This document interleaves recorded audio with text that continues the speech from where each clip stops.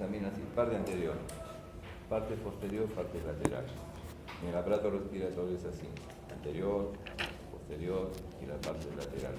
Entonces cuando examinamos la parte lateral, sobre todo examinamos lado derecho e izquierdo, pero fundamentalmente el lado derecho.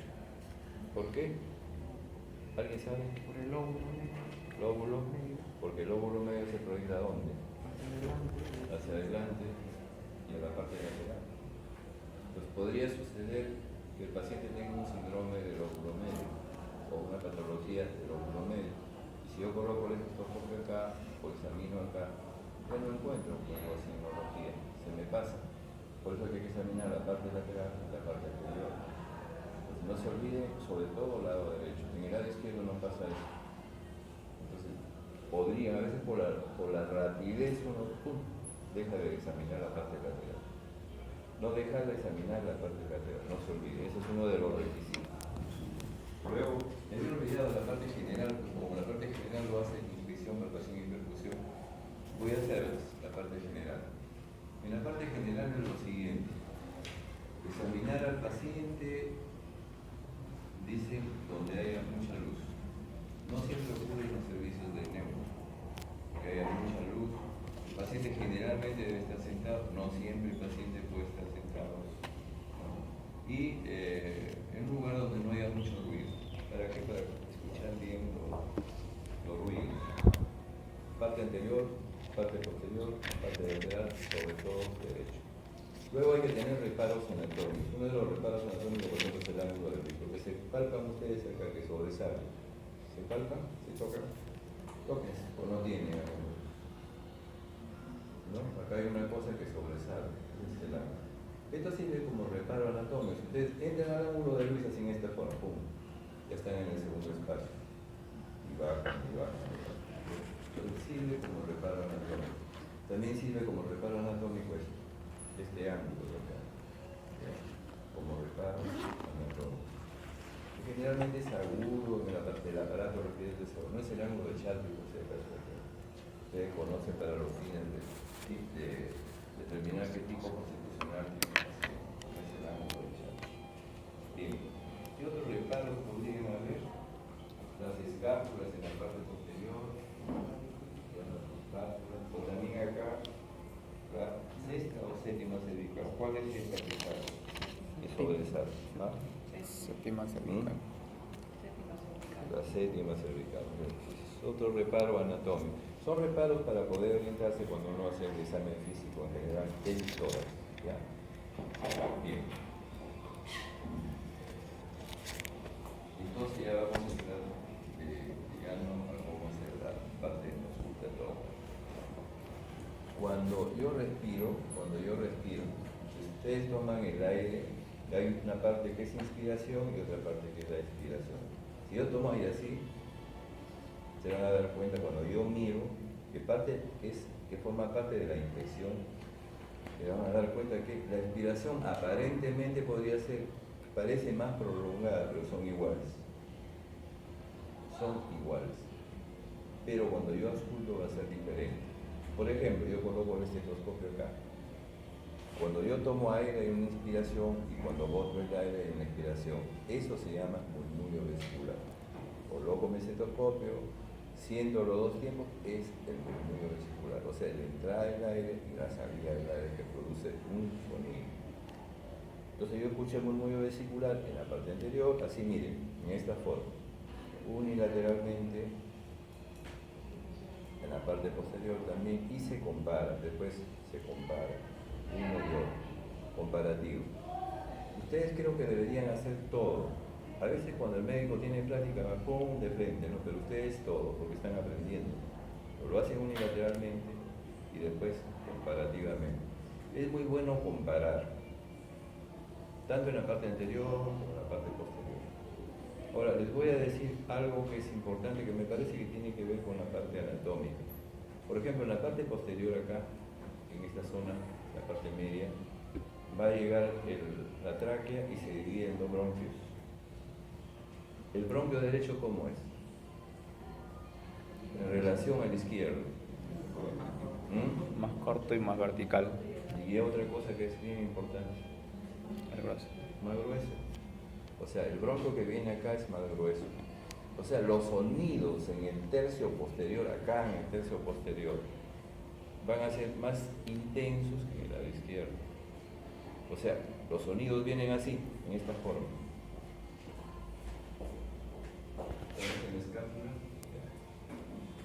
tiene que ser más arriba. Por ejemplo, este es el tórax, pongamos tercio medio. Entonces los sonidos vienen acá iguales. Acá se intensifica, acá sigue igual y después acá sigue igual. ¿Está claro? O sea, todos los sonidos se van a sentir más en el tercio medio. ¿Ya? Bien. Entonces volvemos. Coloco mi estetoscopio y voy a sentir el murmullo vesicular. El murmullo vesicular tiene dos partes, les acabo de decir, la inspiración y la expiración. Pero el murmullo vesicular ustedes se van a dar cuenta de que el tiempo expiratorio es más cortito que el inspiratorio. ¿Quiénes tienen estetoscopio? A ver, colóquense. Colóquense en el tórax. Esto va a ser teórico práctico. Gracias. Hasta luego. No se me acordaba, no me olvidaba. No se queda nada más. A ver. Yo francamente a los que no tienen estetoscopio no lo recibiría en la práctica. Yo lo sacaría de la práctica. Porque no pueden ver, venía respiratorio, pues, sin estetoscopio. No va a venir respiratorio sin estetoscopio. Puede ser. ¿Cómo van a ver? Entonces, ustedes colocan el estetoscopio. A ver, les voy a hacer que coloquen un lugar ideal. Acá, por ejemplo. Estamos acá en esta parte. Acá, no muy abajo. Como que esté en el cuarto espacio, más o menos. A ver, tomen aire. Tomen aire. No, pues con el estetoscopio presionando. Ahí el estetoscopio va a tomar bien los sonidos cuando ustedes presionan un poquito. Dicen que cuando esa presión hace una pequeña muesca en la piel, ahí están presionando bien. No se debe presionar demasiado, tampoco una superficie porque les va a dar lugar a sonidos. Sonidos que no son del aparato respiratorio. Ustedes presionan un poco ahí, respiren, a ver, tomen aire. Boten. Ya. El murmullo vesicular, los libros dicen, es un sonido dulce. Si yo les digo sonido dulce, ¿qué será? Tampoco puedo explicarles. Ese es el sonido dulce que dicen los libros. O sea, inspiración y expiración. Ahora se van a dar cuenta en otra cosa que es de gran importancia. Respiren, sigan respirando. Van a ver que toda la inspiración, todo el tiempo inspiratorio se escucha ahí. Tomen aire. Boten el aire. Solamente se escuchan 2/3 partes, el tercio final no se escucha. Está bien, lo detectan o no. Tomen aire y boten. El último tercio no se escucha, o sea, la parte expiratoria, el último tercio no se escucha. ¿Está bien o está mal? Si se escucha, a ver, los examinaré porque pueden tener algún problema patológico. Entonces, cuando ya se igualan es porque hay algo patológico. Por ejemplo, el paciente asmático, etcétera, el paciente con enfisema, etcétera. ¿Ya? Entonces, toda la inspiración, 2/3 partes en la expiración. Así debe ser el murmullo vesicular y así debe ser el tono. El tono del murmullo porque ustedes están sanos. Bien. ¿En qué circunstancias el murmullo vesicular se puede modificar?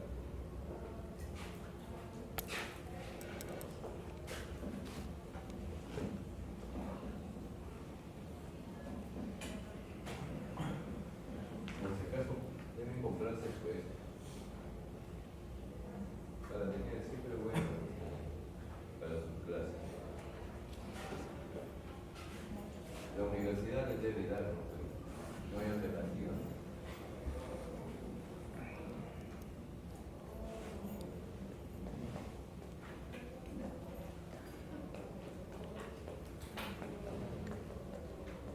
todo lo que es bifurcación de la tráquea para abajo es unilateral. O sea, la patología va a ser unilateral. Lo que detectemos va a ser unilateral. Todo lo que es de bifurcación de la tráquea para arriba es unilateral. Es obvio, ¿no es cierto? Es obvio. Entonces, ¿qué vamos a escuchar? Disminución del músculo vesicular o agonización del músculo vesicular. Si hay un cuerpo extraño, alguien se atora comiendo, se obstruye acá, el murmullo disminuye a ambos lados. Si algún paciente tiene un proceso inflamatorio acá, que obstruye en ambos lados, disminuye el murmullo. Por ejemplo, los niños con grupas o cuando están entrando en esta temporada, del otoño, perdón, del verano al otoño. Entonces, cualquier problema acá que obstruya, disminuye el murmullo en ambos lados.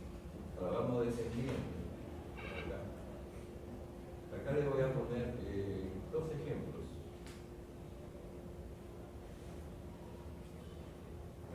Quería decirles una cosa. Si hubiera una obstrucción acá, es solamente unilateral. Si hubiera una obstrucción acá, es unilateral. El ejemplo clásico podría ser el paciente tal vez que tiene algún tumor con cáncer, así que obstruye en esa zona. Pero hay otro ejemplo práctico que puede obstruir los bronquios así, sin necesidad de que haya una obstrucción acá. Es el asma bronquial. En el paciente con asma bronquial se alteran los pequeños bronquios. En estos pacientes que tienen alteración de los pequeños bronquios, con una reacción ahí antígeno anticuerpo a los bronquios, altera la mucosa bronquial. Entonces en esos pacientes se produce un problema inflamatorio. La base fisiopatológica del paciente asmático es la inflamación. Y eso condiciona estas cosas.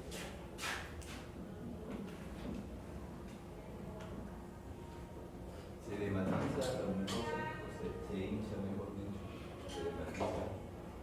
Produce moco filante. Filante creo que ya les comenté a ustedes, es como goma. Se obstruye también. Y luego produce espasmo. O sea, todos estos mecanismos producen espasmo bronquial. Y si el espasmo bronquial son en estos bronquios, va a producir una obstrucción.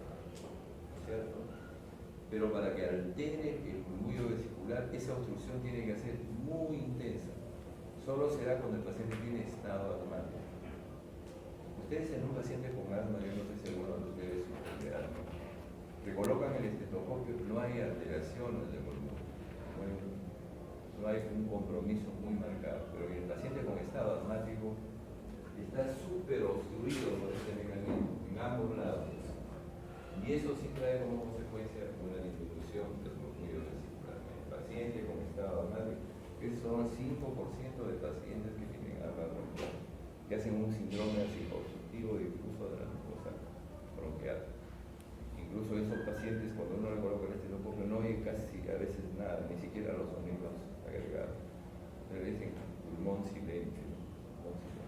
Es cuando el paciente está muy grave, el paciente asmático. Generalmente no ocurre eso. Bien.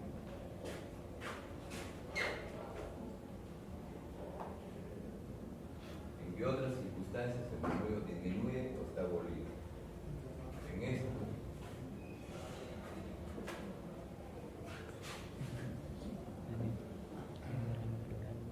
Este es un bronquio que va a una zona del pulmón y este bronquio se obstruye. Esto da como origen. ¿Qué origen? ¿Qué daría? ¿Quién sabe? A ver, pensando. Daría origen a una atelectasia. ¿Por qué? Porque entre grupos acinales y grupos acinales hay comunicaciones que se llaman poros de Vogt y canales de Lambert. Eso ya lo han hecho ustedes.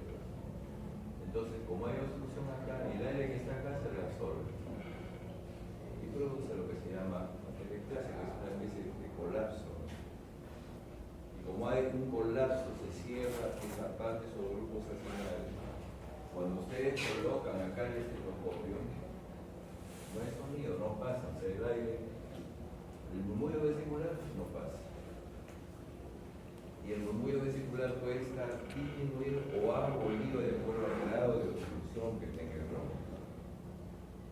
Por ejemplo, la neumocracia construye en esa zona. Hay atelectasias que son tan pequeñitas y laminares que se presentan mucho en los pacientes que son operados por aumento de secreción, las secreciones se vuelven más espesas. Esas generalmente pasan desapercibidas. Para que se altere el murmullo se necesita que la obstrucción sea marcada y que afecte varias partes del pulmón. Pero un ejemplo del murmullo vesicular disminuido o abolido es la atelectasia. Otro ejemplo sería, por ejemplo, un paciente hace un proceso viral, y sobre eso se implanta un neumococo, que es la neumonía neumocócica. Entonces acá se produce una consolidación. Esa consolidación da origen a una consolidación parenquimal, el parénquima pulmonar. Entonces, lógicamente, no pasa el murmullo vesicular. A través de esto no pasa el murmullo vesicular. Voy a ir haciendo mejor los esquemas acá, para que se puedan imaginar.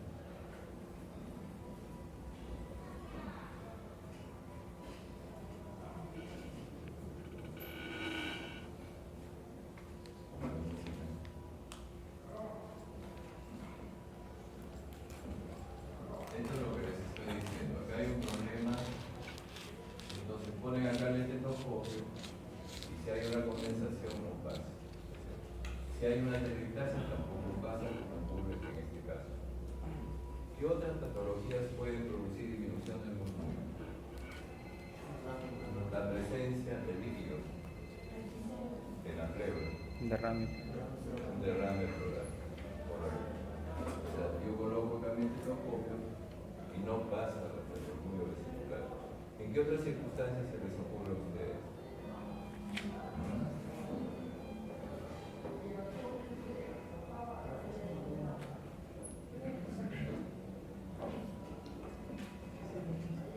En neumotórax. O sea, un paciente tiene, por ejemplo, tuberculosis. O pueden haber bulas, ¿no? Bulas en el pulmón, una pequeña bula pleurales, ¿no? Ocurre eso en muchos jóvenes. Se rompe la bula o la tuberculosis se abre después hacia la pleura, ¿no? Entonces el aire pasa hacia la pleura. Acá. Y eso se llama neumotórax. Entonces al pasar el aire ahí tampoco me deja pasar el murmullo vesicular hacia el estetoscopio. Eso es bajo dos mecanismos, un mecanismo de entrada y salida, pero hay otro mecanismo de esto funciona como barro. Ellos producen lo que se llama neumotórax de tensión, que son bien aparatosos, muy aparatosos. Entonces el murmullo vesicular en esos casos puede estar disminuido o abolido generalmente. ¿Qué otras patologías pueden producir? Cuando hay disminución en la movilidad de los diafragmas por parálisis, disminuye un poquito el murmullo vesicular.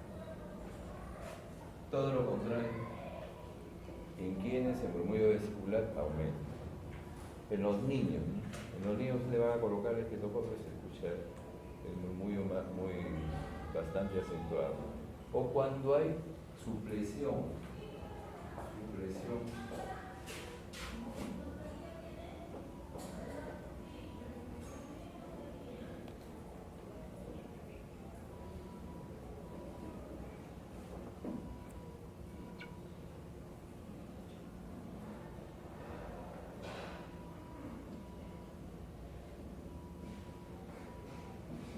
Por ejemplo, un paciente tiene tuberculosis.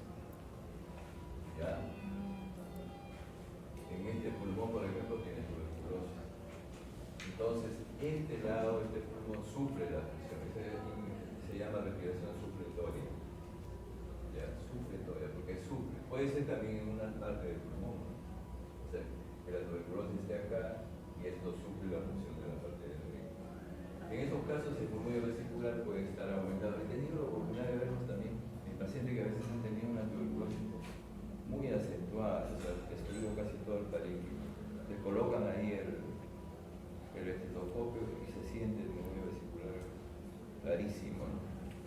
Bueno, lo pueden ver de repente en algún paciente. Esas son las pocas causas donde el murmullo vesicular aumenta. Ya saben las otras causas donde el murmullo vesicular puede estar disminuyendo, ¿sí? Eso respecto a murmullo vesicular. Ahora vamos a hablar un poco sobre soplos. Siempre acá.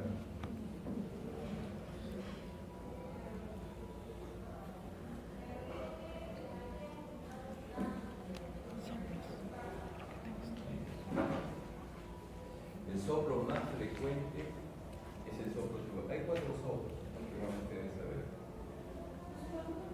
Díganme. En lo que era murmullo vesicular aumentado, ¿podría darse que en caso de que exista un derrame pleural, no sé si hay, qué tanta diferencia hay entre un derrame pleural realmente parcial o total? Porque en el texto menciona que el murmullo vesicular en derrame pleural va a estar aumentado. La parte superior del grado. Cuando dice que va a ser un derrame pleural masivo o neumotórax, va a estar aumentado. O se da en ambos casos, se podría dar que está tratando de sufrir estas patologías o No, no. la cosa es así.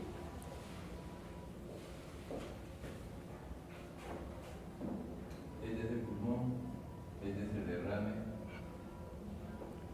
Y esto por respiración supletoria está aumentada. Ustedes van a tener la oportunidad de ver bastantes derrames masivos acá. Y coloquen su estetoscopio, está aburrido. Pero en la parte superior se queda un espacio de pulmón, eso está aumentado. Porque por lo general el derrame es en la Ah. base, ¿no? En la base de los Claro. hemitórax. O sea, como supresión, ¿ya? Como supresión. Estábamos hablando de soplos. Lo que hay 4 soplos básicos en el aparato respiratorio. Uno es el tubario, que es lo que más van a ver ustedes. Tubario. Paciente que tiene neumonía de distinta índole, el soplo tubario. Después el soplo pleural, así, mejor el soplo capilario, el soplo pleural, y después el soplo anfónico. ¿Cómo se escucha el soplo tubario? Neurálico, ¿no? Capitario. Tubario, sí. Tubario. Puede estar escrito pues diferente en los Pleural. libros, ¿no? Es soplo tubario. Pleural. El soplo tubario, para que exista soplo tubario, ¿qué se necesitaría? De repente alguien ha leído algo o ha visto ya en sus pacientes. Condensación. Es básico que haya condensación. Si no hay condensación, no hay soplo tubario. Eso es básico. Que sea grande y Claro, que tenga muchas características, ¿no? O sea, que el soplo tubario sea extenso, la condensación sea extensa, que la condensación sea superficial. ¿Por qué? Porque a la superficie generalmente llegan los bronquios, los pequeños bronquios, ya los bronquios que son de 5 milímetros de diámetro, etc. Y esos son los que van a producir, van a originar el soplo tubario. O sea, superficial, que sea extensa, que no sea tan profundo la condensación. Y que llegue acá ese bronco que les digo de 5 milímetros de diámetro. Es esencial eso. Y que toda la vía sea permeable. Toda la vía, que la vía está obstruida, no va a haber soplo tubario. O sea, esas son las características para que haya soplo tubario. Para eso tiene que haber una condensación. Nosotros vemos la causa más frecuente de soplo tubario por condensación en las neumonías agudas. Realmente las neumonías neumocócicas. Bueno, todas las neumonías pueden darlo, pero la neumonía neumocócica es donde vemos más. Y también puede ser la neumonía tuberculosa. Cuando hay una condensación tuberculosa, también pueden haber soplos tubáricos, ¿no? Soplo tubario. Ahora, ¿cómo voy a escuchar el soplo tubario? La onomatopeya ahí que dan los libros y todos es un soplo así, en los dos tiempos, o sea, en los dos tiempos, eso es la onomatopeya. Es un sonido, dicen los libros, de una tonalidad alta. ¿Ya? hay una tonalidad alta, pero hay una característica especial que casi no he encontrado en los libros, es de que si irradia, y nosotros lo vemos en los pacientes, que si irradia, o sea, por ejemplo, el soplo tubario lo escucho en esta zona, con todas las características que les estoy diciendo, pero si irradia, cosa que no ocurre con el otro tipo de soplo, que son todos localizados. Muchas veces, no muchas veces, algunas veces, hemos encontrado el soplo tubario, lo hemos escuchado en forma contralateral. Eso no es común, pero se puede escuchar. O sea, la característica del soplo tubario es que se irradia. O sea, es un soplo en AE, es un soplo de tono un poco alto, y es un soplo que se irradia. ¿Ya? Seguro que van a haber muchos pacientes con soplo tubario, eso es lo que se ve más. Luego, el otro tipo de soplo que dijimos, puede estar, ¿no?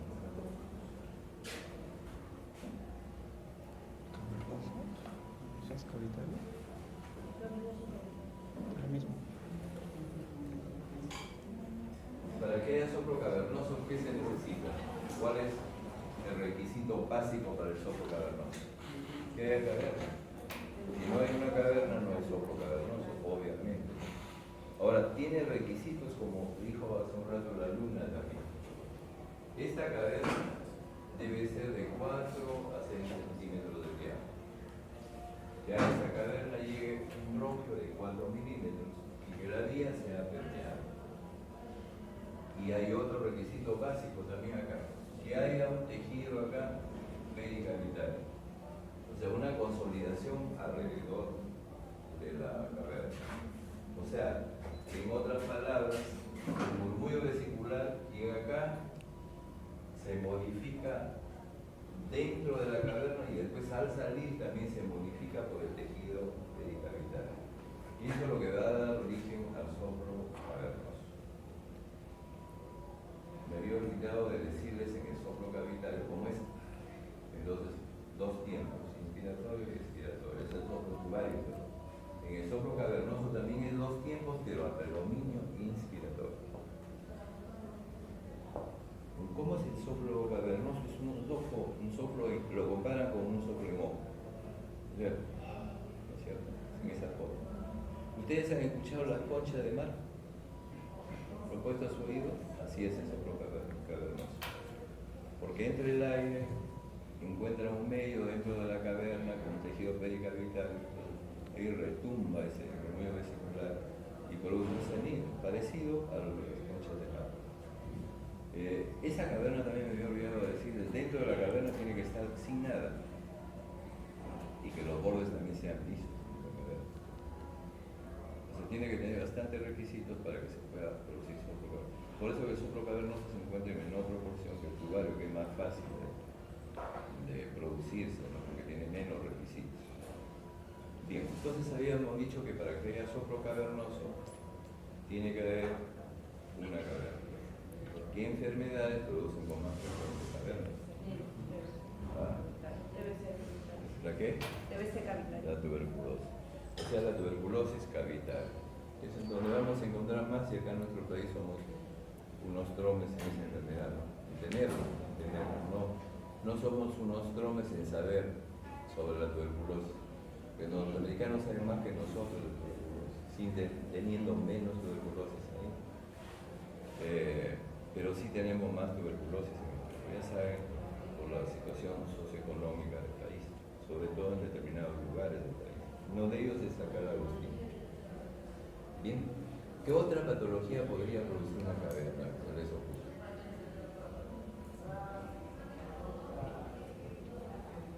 ¿Ah? Los quistes hiatídicos podrían suceder. Esto ya es menos común por si acaso. Pero el quiste hiatídico que se vomita, o sea que se expulsa, que se rompe dentro y después se produce lo que se llama vómica. La vómica es característica del quiste hiatídico. Entonces deja un espacio, una cavidad ahí, y a veces se inflama y entonces se quedan todas las características para dar un soplo cavitario. Y los libros, no sé si ustedes habrán revisado de repente en sus libros, yo no he escuchado eso nunca.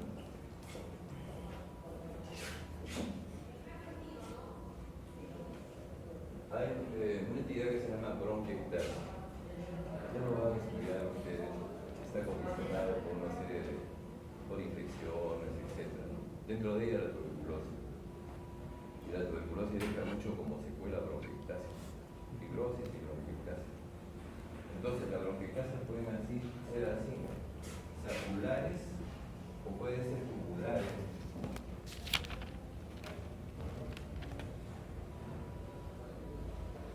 Saculares y tubulares.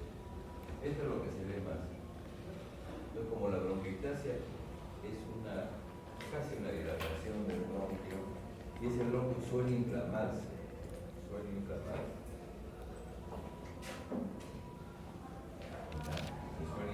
eso es que los pacientes con bronquiectasia exploran muchísimo. Se llama broncorrea. Pueden leer su libro. ¿Cuál es la definición de broncorrea? Es una característica de la bronquiectasia, pero no de todos los pacientes, por si acaso, con bronquiectasia, porque un porcentaje no tienen broncorrea. Cuando ustedes encuentran broncorrea en un paciente, dice: este paciente tiene bronquiectasia. Pero si ustedes suponen que un paciente tiene bronquiectasia y no tiene broncorrea, no la descartan. Eso es importante. Entonces, esto se inflama, y al inflamarse acá, crea unas condiciones especiales como para producir soplo. Dice sus libros que pueden producirse. Yo, con toda mi experiencia que tengo enseñando y escuchando pacientes neurológicos, no he encontrado nunca soplo cavernoso en pacientes con bronquiectasia, pero le digo por si acaso. ¿Ya? El otro tipo de soplo, sí. Tiene un acceso de tumor, también puede haber. Tendrían que haber unas condiciones especiales, porque en el absceso es una colección. Mientras esté ocupado en la caverna, como les dije, no se puede producir soplo cavernoso. En medicina todo es relativo, ¿no? O sea, que el absceso se expulse, que deje una especie de cavidad, de forma, que inflame, que dé unas condiciones, podría ser. Podría suceder. No he escuchado nunca eso, no he escuchado. Bien, pero es una posibilidad. ¿Usted lo ha leído? ¿En qué libro está? No, es de un doctor que había redactado. ¿En qué? Del Hospital Carrión. ¿Había escuchado el No, doctor? el doctor ha redactado un resumen. Ya. Y él dice que el absceso pulmonar puede dar. No, bueno, es autoría de. ¿Cómo? Es autoría del doctor, no sé. Ya, él escuchó alguna vez eso. Por eso, pues esa autoría de él, de repente escuchó alguna vez y por eso lo reporta el doctor, ¿no? Ya les voy a comentar algo que nosotros hemos escuchado. Bien, entonces, puede suceder, pues como le digo, si da características, ¿no? Yo no he escuchado nunca yo en absceso. Tampoco a los profesores les he escuchado decir que escucharon un absceso en un soplo, pero puede suceder, puede suceder. Luego el soplo pleural. El soplo pleural es un soplo en E, expiratorio, o sea, un tiempo. O sea, el paciente es un soplo bien suave y súper débil, súper localizado por si acaso. Eso lo diferencia pues del soplo tubario, con el que se podría confundir. Soplo tubario bien localizado, soplo en E, localizado en un tiempo, es tiempo expiratorio. Para que el soplo pleural se pueda presentar tiene que haber características también especiales. Acá, por ejemplo, vamos a suponer que acá es el pleural.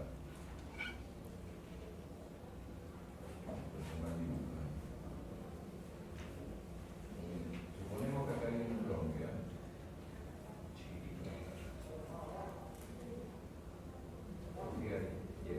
Más dibujar. Entonces, tiene que haber ciertos requisitos. ¿Cuál sería el requisito básico para que haya soplo pleural? ¿Ah? Tiene que haber derrame, ¿no es cierto? Ahora, el otro requisito que el derrame, ¿de qué volumen debería ser? ¿Ah? Claro, o sea, un derrame mediano es. O sea, los grandes, los masivos, no pueden dar soplo porque cubren todo. Y los pequeñitos tampoco, porque no van a dar condiciones para que haya soplo pleural. Entonces tiene que ser mediano el derrame.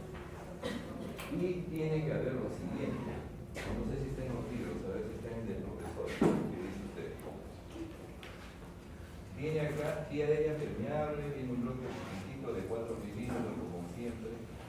Antes de llegar acá al derrame, hay acá, tiene que haber un tejido. O sea, viene el murmullo vesicular, se modifica acá. En esto que va a ser como una especie de condensación, porque está comprimida, esta parte del parénquima pulmonar. Se modifica en esta zona y después se modifica con el derrame y se produce el soplo pleural. O sea, este es un gran requisito también, que no está muy escrito, casi no, pero tiene que haber esas condiciones. ¿Ya? Entonces ya sabemos que el soplo pleural es un soplo y está siempre presente en los derrames plurales. No se encuentra por eso con mucha frecuencia, no se encuentra con mucha frecuencia, por los requisitos que tiene. Vamos a ver el otro tipo de soplo. No voy a borrar esto.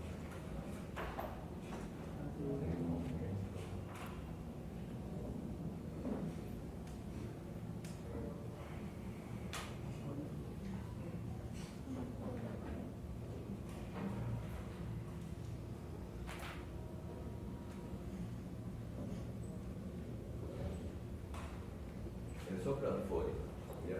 Es un soplo que se puede encontrar en ambos tiempos, pero sobre todo, acá creo que lo básico para que ustedes puedan reconocer un soplo anfórico es el tono del soplo anfórico.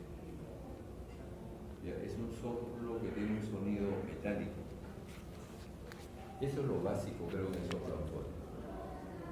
¿Ustedes han soplado botellas vacías? Los hombres, porque las mujeres también no van en estas épocas, hacen lo mismo, ¿no? De esta manera, ¿no han notado que la botella vacía tiene una tonalidad especial? Sí. Por supuesto, ¿no es cierto? Es todas las chicas. Las chicas son más entusiastas. ¿Sí? Bueno. Entonces, es un soplo metálico. Es igualito soplar una botella vacía, el soplo anfórico. Es idéntico. El soplo anfórico se presenta en dos circunstancias básicas, ¿no? Uno, cuando hay aire en la pleura, ¿ya?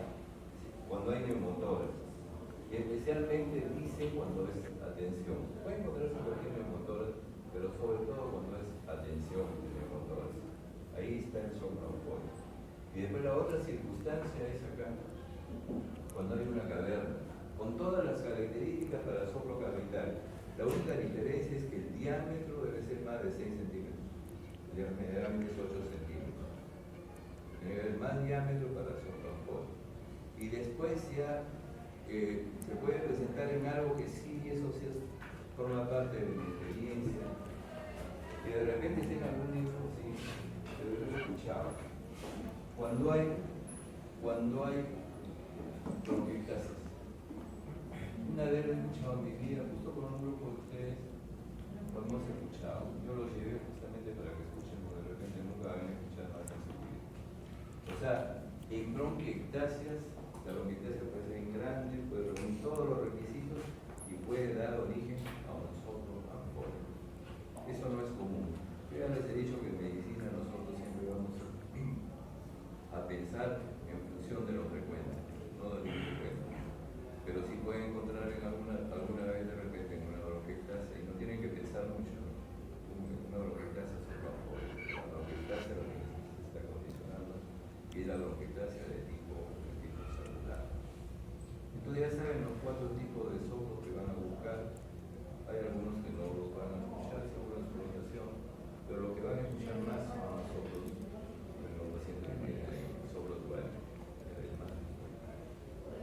Después, entonces vamos a hacer una recopilación, que el aire entre y sale. Al entrar y salir produce un murmullo, que lo vamos a encontrar en ambos, en el tórax. Vamos a buscar en la parte anterior, posterior y lateral sobre todo. Ese murmullo es dulce, dicen. ¿Cómo lo han escuchado ustedes? Nuevamente. Escuchen de nuevo, a ver. 33 borroso, no es nítido. Colóquense. El que escucha nítido, a ver, hay que hacer una placa de tórax que dicen 33, digan 33 pues. 33. 33, es borroso. 33. Si es así, en todos es normal. O sea, las vibraciones vocales al escuchar debe ser normal porque se escucha borroso. Cuando estas vibraciones vocales que están borrosas, al decir ustedes 23, está de un tono súper alto, eso se llama broncofonía. Broncofonía. ¿Qué traduce la broncofonía? Consolidación en el parénquima pulmonar. Consolidación. O sea, un tejido que está consolidado. De repente no grandemente consolidado, pero está consolidado. Bueno, el ejemplo clásico, la tuberculosis, ¿no? Ahora, si eso, cuando ustedes dicen 33, colocan el estetoscopio y escuchan 33, 33, nítido, eso se llama pectoriloquio, lo que he puesto debajo, pectoriloquio. Yo escucho nítido la voz. Hay algunos que exploran así diciendo, diga 99, diga 91, es otra forma. Pero cuando es nítido es el pectoriloquio. Ejemplo clásico, la neumonía neumocócica, también la tuberculosis cuando hay consolidación. En todas las patologías donde haya consolidación, donde sea compacto el tejido. Ahora, si ustedes al paciente le dicen, diga así, como si les hablara al oído, ¿no? Y ustedes acá nítidamente escuchan 33, pero no de alta tonalidad, como en el anterior caso de la pectoriloquia.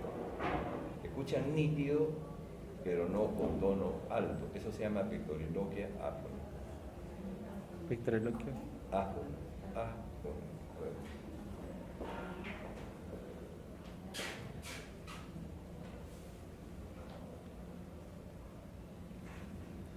Este es el áfona. Pectoriloquia. El ejemplo clásico de pectoriloquia puede ser en todas las consolidaciones como neumonía, etcétera, etcétera, pero también a veces en el borde del derrame, Por ejemplo, acá hay un derrame, en este borde, el interrogatorio, los datos de explicación, etcétera, etcétera, y el examen físico. Solo en conjunto van a ustedes a poder hacer un diagnóstico sindrómico. Pero hay datos que ayudan más que otros para hacer ese diagnóstico sindrómico. Entonces, por eso es importante todo este tipo de semiología. Ahora se comenta mucho de que la semiología es muy clásica, que es pues, el sudor francés, ¿no? Y eso van a grano, y donde prende la placa. Ustedes están acá pues en el hospital. Y la mayor parte de médicos después van a tener que crecer en provincias porque ya no hay sitio para todos. Tantas universidades. Bueno, a veces en los exámenes de ingreso, yo estaba ahí en un examen de la universidad, los esperan afuera, por ejemplo, de Alan peruanos. Y que tal, yo el examen, no sé cuánto. Mal, que de repente me hablaron. Ya, usted está matriculado en Alan peruano, le decían a una medicina. Entonces es así, pues hay mucha competencia, etc. Hay que estar bien formados, pero la formación tiene que ser una formación lógica. No hay que hacer la medicina al revés. Ahora, a veces uno tiene dolor de cabeza y uno va al neurólogo y dice, hagas una resonancia de todo. No lo hicieron historia, no lo hicieron. Muchas veces, incluso con la resonancia misma, se queda en el aire el neurólogo, porque no lo hace concluir como teniendo una historia previa. La historia es básica para el diagnóstico. Creo que a ustedes les conté que habían hecho una investigación en Estados Unidos respecto a los diagnósticos. Ellos encontraron que el 95% de errores diagnósticos y internistas eran porque las historias estaban mal hechas. Y a veces vean esos programas, hay algunos que son interesantes, a veces me cuesta ver, paciente que venía, que estaba empezando a orinar azul.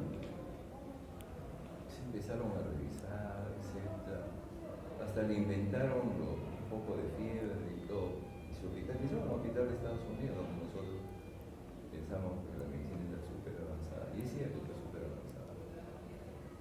Lo revisaron, lo hospitalizaron, me preguntaban. Incluso el paciente de tanto comentario se enfermó, entonces ya le agregaron problemas, está haciendo problemas psicológicos, psiquiátricos. Buscaban pues enfermedades que ven ya esas cosas también.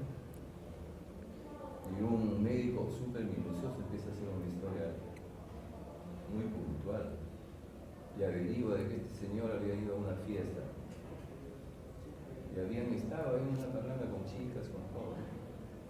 Y una de las chicas, por hacer broma, le coloca en su vaso azul de etileno. Y por eso orinaba azul y estaba hospitalizado ya como 10 días. Y un problema diagnóstico había sido reunión de conversatorio y todo, y placas y todo, un examen. Porque en Estados Unidos le tienen mucho miedo a la mala práctica. Y por la mala práctica le tienen de todo, pero tienen que ser todos los aparatos tienen que ser de última generación.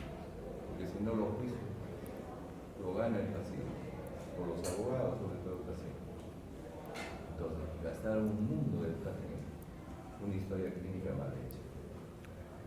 O no fue muy sutil, de repente el sutil de los médicos que hicieron la historia. Pero la historia es muy, muy importante, fundamental. No se olviden, no la desechen, a pesar de que ahora los médicos cada día son más prácticos. No la desechen, la historia es muy importante. Bien, entonces con eso vamos a acabar. No sé si hay alguna pregunta o algo que quieran que les aclare. Doctor, lo de egofonía no me quedó claro. ¿Cómo era eso? Egofonía, ¿cómo se escuchaba? No... Egofonía es así. Ah, ya. Como si estuviera tupida la nariz.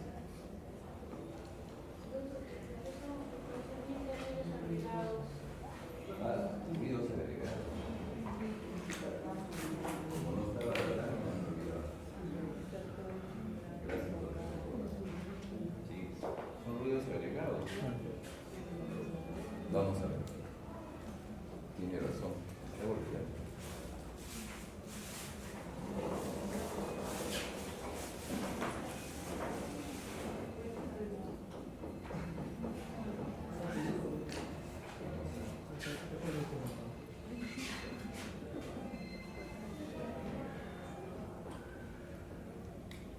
Bueno, los ruidos agregados son de la siguiente forma.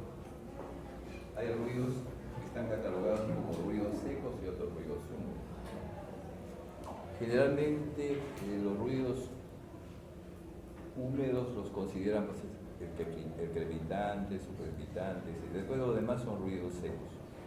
Ahora, los ruidos se producen con la presencia de secreciones desde la tráquea hasta el alveolo.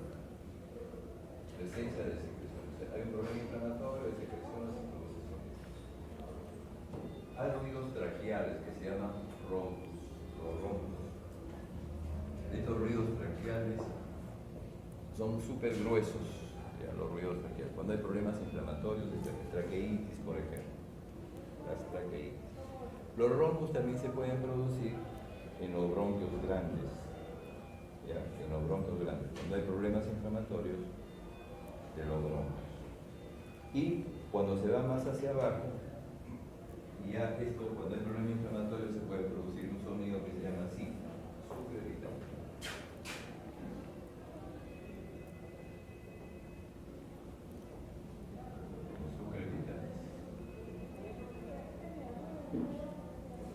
El sucrepitante traduce siempre problemas, esto es lo más común que van a ver, problemas inflamatorios de los pequeños bronquios, ¿ya? Pequeños bronquios, sucrepitante, no se olviden. Y si hay un proceso inflamatorio en los pequeños bronquios, ¿cómo lo escucharían? ¿Qué tiempo respiratorio? ¿Qué se les ocurre? Sin leer su libro, ¿qué se les ocurre pensando? Hay un problema inflamatorio en los pequeños bronquios. ¿En qué tiempo respiratorio yo podría escucharlo? Ambos. ¿Ah?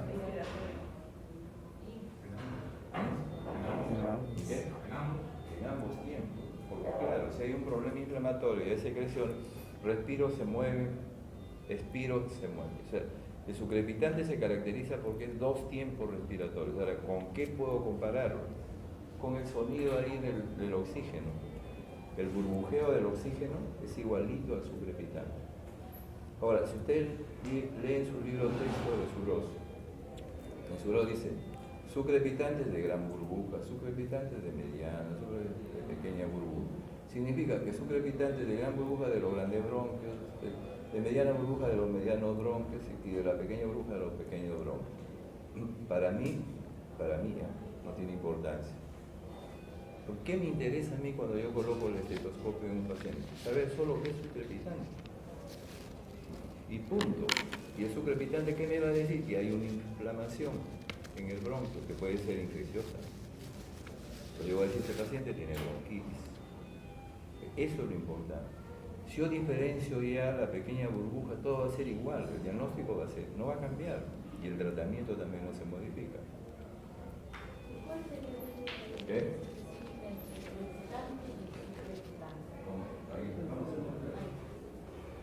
Entonces, el sucrepitante bronquial, no se olviden, ya no se maten ahí estudiando el Suros con más grande, mediana, pequeña. Solamente sucrepitante. El sucrepitante me dice que estoy frente a un problema bronquial. Por ejemplo, bronquitis. Ahora, ese sonido, que es como un burbujeo que lo escucho en los 2 tiempos, puede cambiar con la tos, puede cambiar con la inspiración profunda. Ese es el sucrepitante. El sucrepitante se modifica con la tos, no se olviden. Es una diferencia con el crepitante que les voy a hablar después. No quiero olvidarme de una cosa anterior también, porque a veces cuando uno está con la lámina que lo orienta, se olvida. Bien, entonces el sucrepitante, no se olviden. Les tomamos en el examen práctico al final del curso y no saben. Si no saben la definición, ¿qué van a escuchar? Pues no escuchan nada. ¿Cierto? Siempre hay que ir con definiciones. No quiero olvidarme de que los roncos se presentan en la tráquea y se pueden presentar en el no bronquios, y que también se presentan en los casos de bronquitis, en los procesos bronquiales. No me quiero olvidar de eso. Bien. Luego el crepitante. ¿Qué traduce el crepitante? El crepitante se forma aquí. Supongamos que este es un alveolo. Y ese alveolo es inflamado. Porque si inflamado hay una película en el alveolo. Entonces el paciente cuando respira, cuando toma aire, se rompe esa película y eso produce un sonido fino. ¿Con qué puedo comparar ese sonido fino? Bueno, los que tienen cabello, por eso no podía comparar.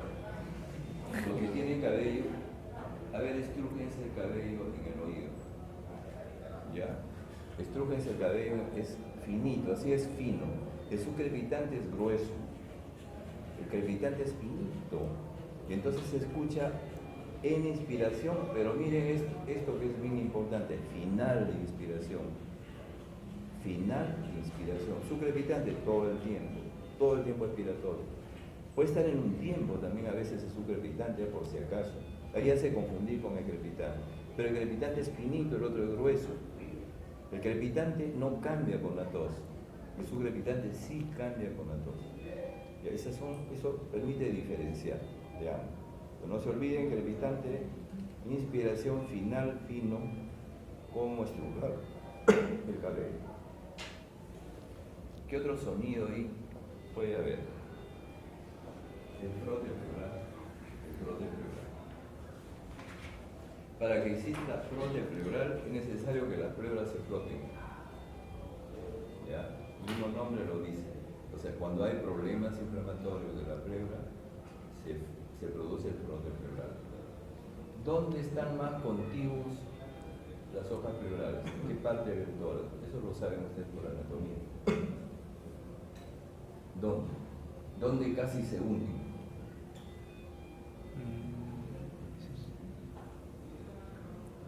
En la parte posterior.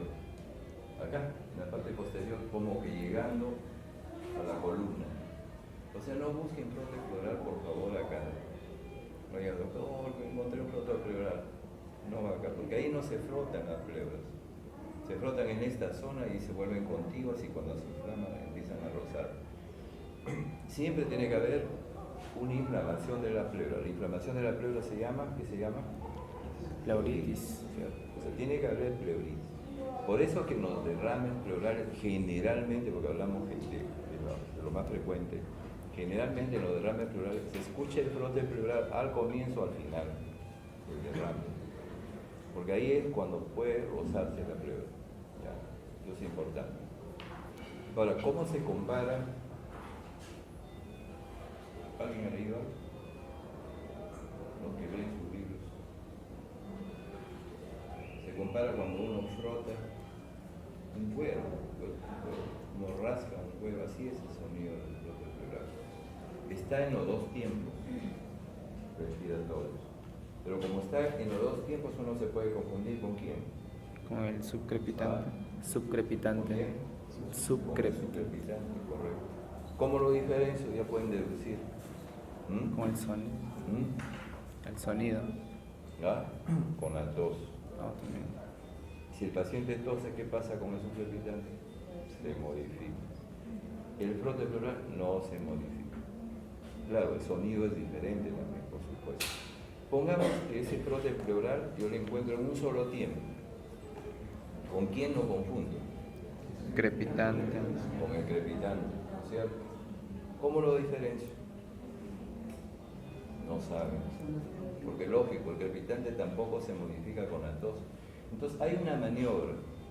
Si yo tengo acá, pongamos el frote pleural, ustedes colocan su estetoscopio, ya les he dicho el diafragma, y presionan. Si aumenta el sonido, es un frote pleural. En cambio, el crepitante no aumenta con la presión. Es una maniobra que uno usa para poder diferenciar. Pero ya saben cómo hacer la diferenciación. ¿Cómo puede repetir, doctor? Dígame. Puede repetir. Ya, correcto. Está el frote. Yo no sé si es... Todavía no he podido saber diferenciar los crepitante porque se han presentado más o menos parecidos. Coloco el estetoscopio y presiono lo más que puedo. Si aumenta, es un frote pleural.